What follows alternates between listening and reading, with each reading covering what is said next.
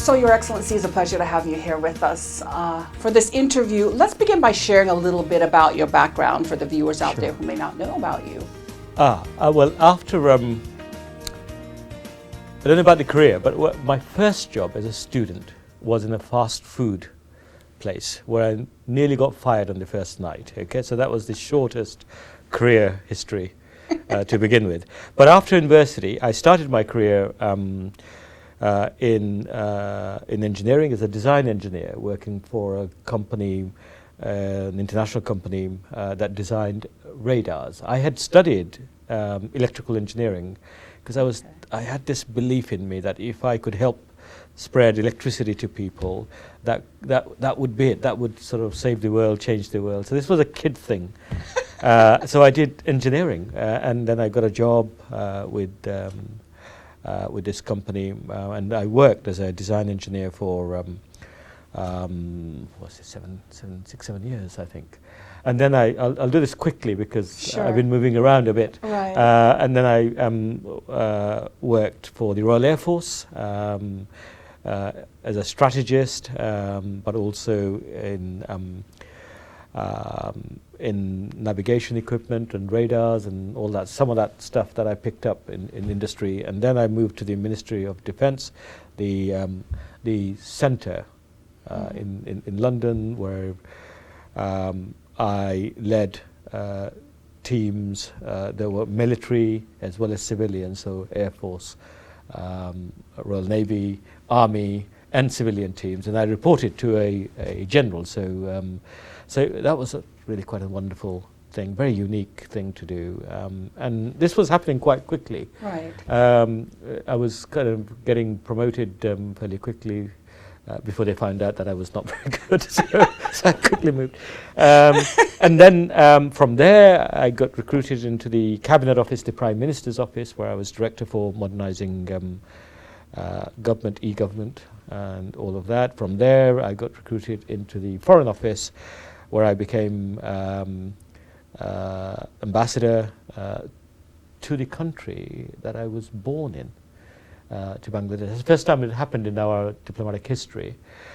And that was, as you can imagine, a very special thing to happen to you. Right. So I worked as British High Commissioner to Bangladesh for 4 years, and then came back, and I was Director for international institutions. That means UN, the Commonwealth, OSCE, Council of Europe, all that policy stuff. It was a huge, kind of wide job.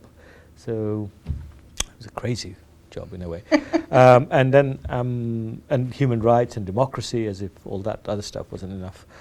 And then I did a stint as Director for Diplomatic Excellence, where we were trying to become, we still think, but now we have proof, that we are the best diplomatic service in the world. And so we wanted to set up ways of kind of giving evidence to that, and that's what I did as Director of Diplomatic Excellence, and try to improve our processes. And then I became ambassador to Peru, and then perhaps the luckiest thing of all, here with you as governor. Wow, you mentioned Bangladesh and having the opportunity and the honor of working in the country of your birth. Yes. How did you end up in the UK? How did that all transpire? Around about the age of 9, my father took the whole family over to the UK, so we immigrated to the UK. My father had gone to the UK before. Do you remember if you back in the 50s, there's a lot of people going over to the UK to work, to send money back home to where they came from, and they never thought they would settle in the UK. They thought, earn some money, get back home, and well, my father's story is very similar to a lot of the stories from the West Indies, I suppose. So he went there. He was a teacher in Bangladesh, and then he worked in the cotton mills of North England, Rochdale and Oldham and Manchester, basically. And then he took us over as a family. So my mother, I only had one brother then, the two of us went over to join him in end of 1970, I think it was. Oh, quite a long time ago. Quite a long time ago, but it went quickly. You know, I can remember it. It I can remember does. the day we landed in London. Some things stay very clear in your brain forever, right? Right. Other things you forget immediately. So now you have the honor of being our governor. Yeah. For those people out there who may not know, how do you become a governor? How are you appointed? What is there a criteria, obviously, Yes. that goes along with being appointed governor of a territory, a United Kingdom territory? Yes, it's a very defined and open process. So a competitive process. So with diplomatic appointments, if you want to become an ambassador, governor, director, director general, whatever it is, the post is advertised. Right. Okay, that this post becomes available. So whether you wanted to become ambassador to Moscow, for sake of argument, it would be the same process. And then people apply. Right. And there is a competition, and you are interviewed, okay, by the appointment board. We call it number one appointment board because the governorship post to Cayman is a senior post. And after the interview, you are selected on merit, and that is then sent up for approval to the Foreign Secretary, the Prime Minister, and Her Majesty the Queen. And once those have been received, you are then told that you have been successful, and others are told that you haven't been successful.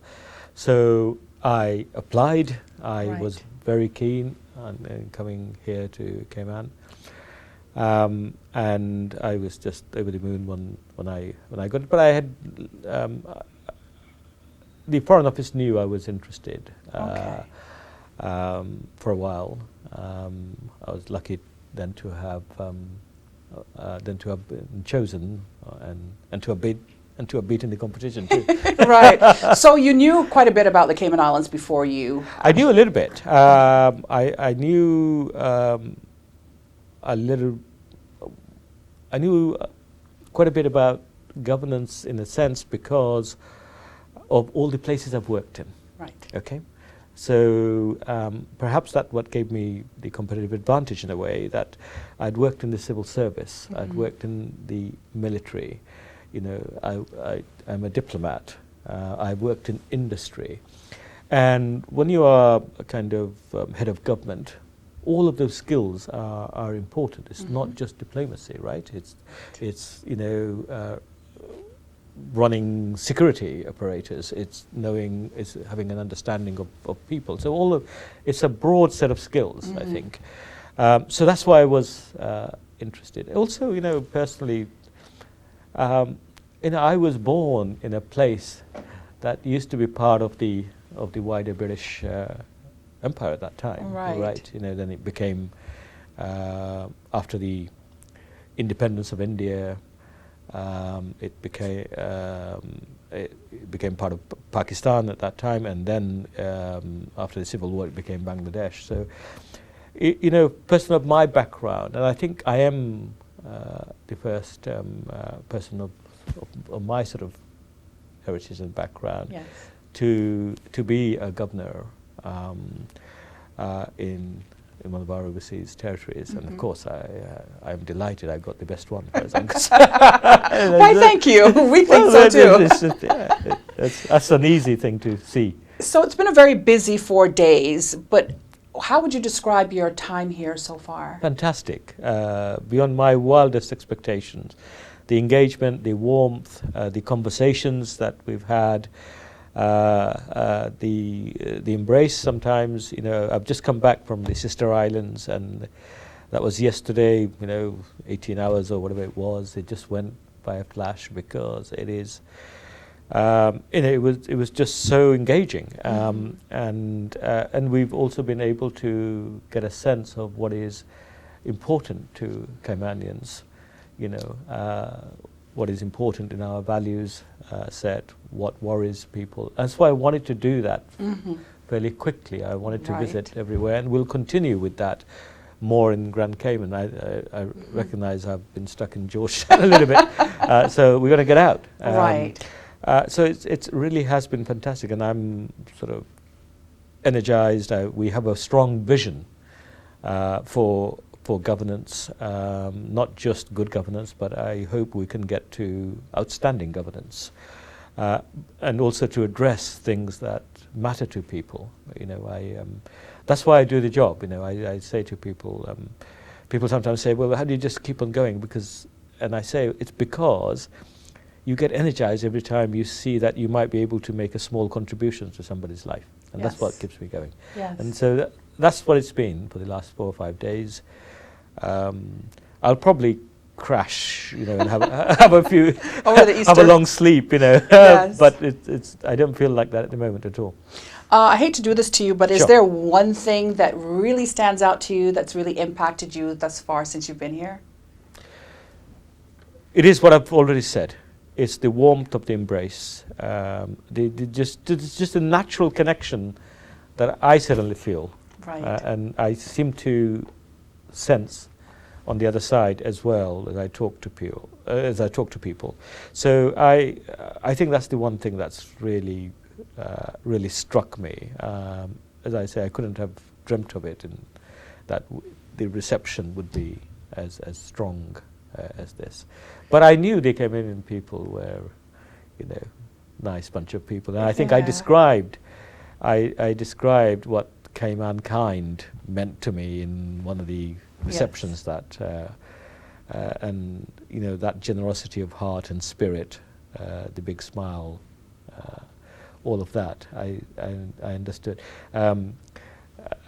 Whilst I was in BRAC, Cayman kind BRAC Was bigger. was also defined to me. I know. I heard your speech, and I was like, okay. They even gave you a grand applause for that one. Yes, which was Well, awesome. but what I'm saying is, you know, joking aside, Sure. it exists right across the Cayman Islands. You know, whether you're in Little Cayman BRAC or here, and you know, I say this because sometimes people don't realize their own sort of beauty, their own sort of strength, their own character, their own hearts. But I get to travel around the world, so I get to see it.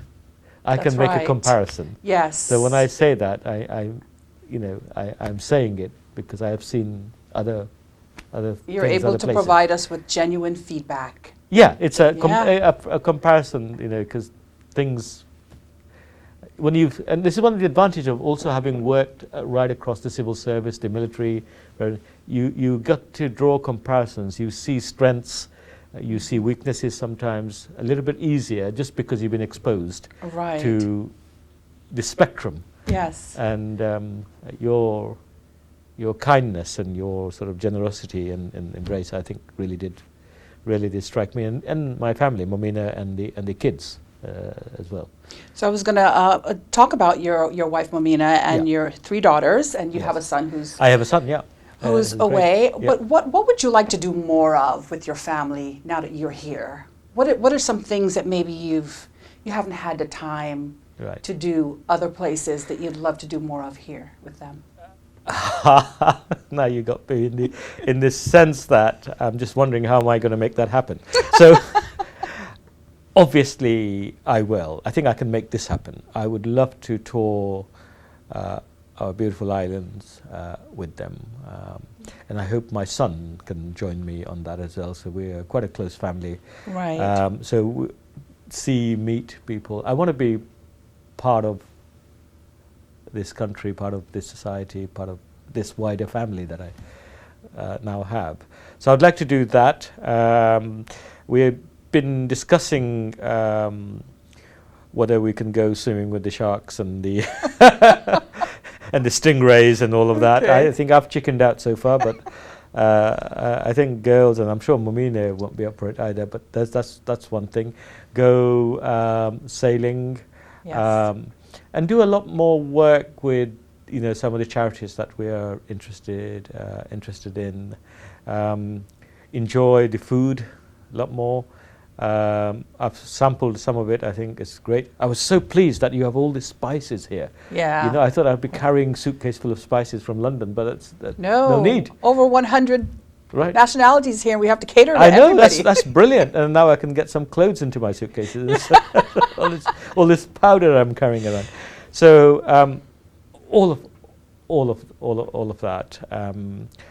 And my fear is it's going to go too quickly. It's going to go too quickly. And you know, I can see there's so much that we can do together. Once you get into, you know, once you've sort of got a circle of friends and things, time goes far too quickly for me. Well, we never know what's ahead. No. We just never know what's ahead. You don't know, no. No, we don't. Know, So speaking of food,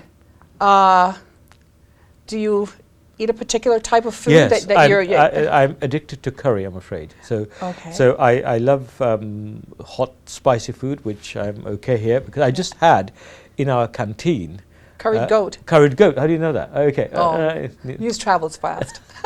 I had curried You're in goat. the Cayman Islands. Yeah, okay, all right. So it was delicious. Yes. Okay, so that's my favorite. So lamb, curry, goat, chicken, and on all of that. I love also steaks. Right. Okay. This is all bad health stuff, you know. this is the red meat sort of. You're enjoying thing. life. I am enjoying life, but I've got to watch what I eat, really. So that's sort of, you know, spicy, meaty stuff. Occasionally, Momina manages to get some vegetables in, you know, and very rare she succeeds in that.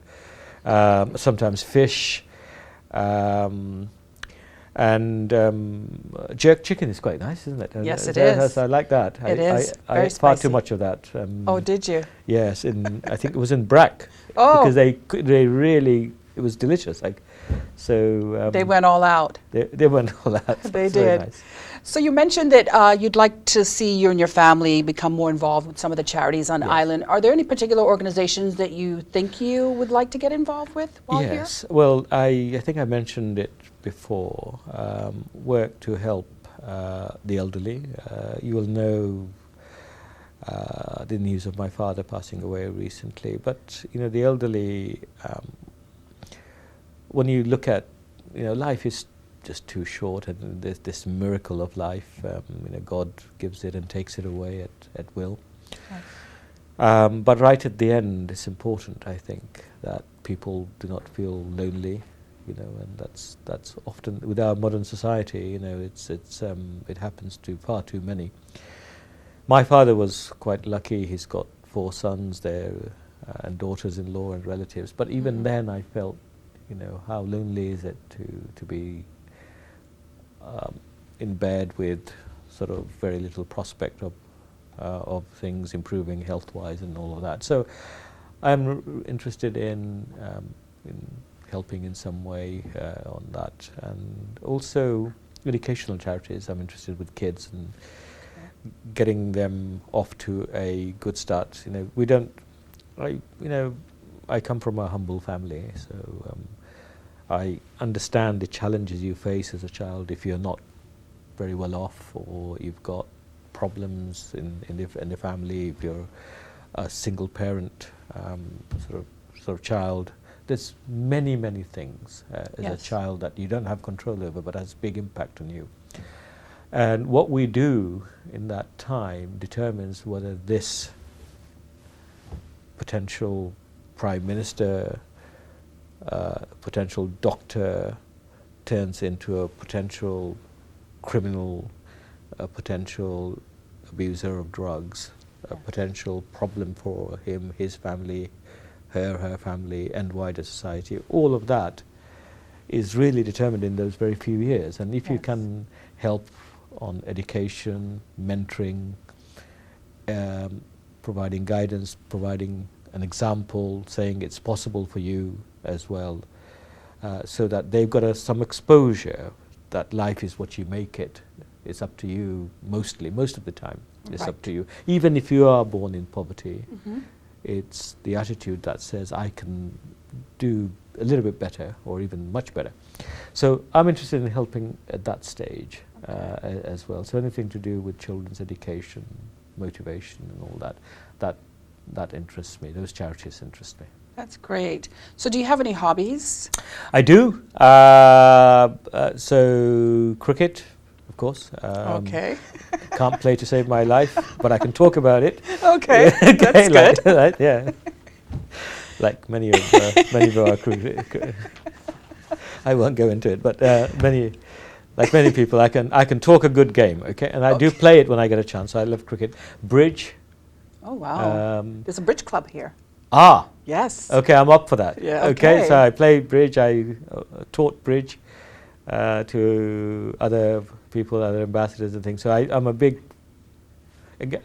I'm sort of medium on bridge. Okay. Oh, okay. All right. But I have fun. Yes. I have fun with it. So bridge is. What else did I say? I like. I don't know if it's a hobby. I enjoy friends. I enjoy the company of friends. I enjoy chatting. Yes.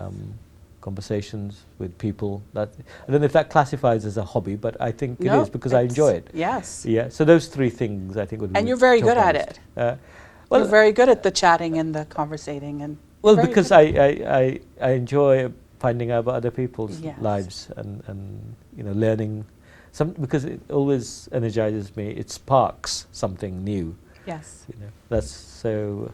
Those would be, I think, probably the top three of hobbies. And there are a lot of cricket teams here. Yes. Yeah, quite a few. There's cricket league. I wonder if any of them will allow me to play. Oh, they would love to have you on their team. Are you kidding me? The governor of the Cayman Islands. Right. How privileged would they be?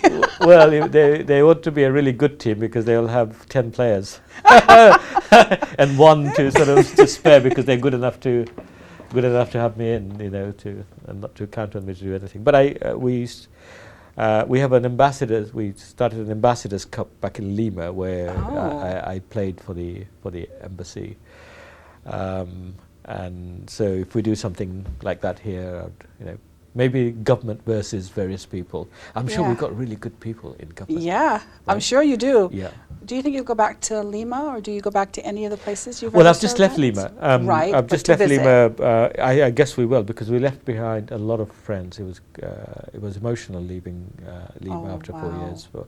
And it wasn't just me. We have a lot of friends. We did a lot, in terms of work, but we did a lot in terms of social sort of networks and friendships we got. So it was not just me. Momina, she had a huge circle of friends, and she, I know, found it very hard, and the kids found it very hard, as I did. So I will definitely go back and see them. And in Bangladesh also, it's a big country in terms of population, and we are still known. And in the UK, there's a lot of British people of Bangladeshi origins who know us through the media and so on. So Bangladesh is a bit more difficult because when I went back once. So when I go back there, the media interest is so much, it's difficult to then have any sort of private things. And so that makes it more difficult to have a holiday. But yes, I will definitely go back to Lima and all the other places that I've been around. Governor Choudhury, as we wrap up here, what legacy do you want to leave in the Cayman Islands? I know it's a few years away. I want the legacy that says that people, normal people, ordinary people, not just people in government and the usual types. Or I want the ordinary woman, man in the street to say that Governor Anwar, he brought us closer together, United Kingdom and Cayman. I want that to be said because it feels right and they feel it. If they say that, I think I'll be happy. And if they say, well, he did his best, that would make me happy. Governor Choudhury, it's been a pleasure. Okay. Thank you for being here with us. Thank you. Thank you very much indeed.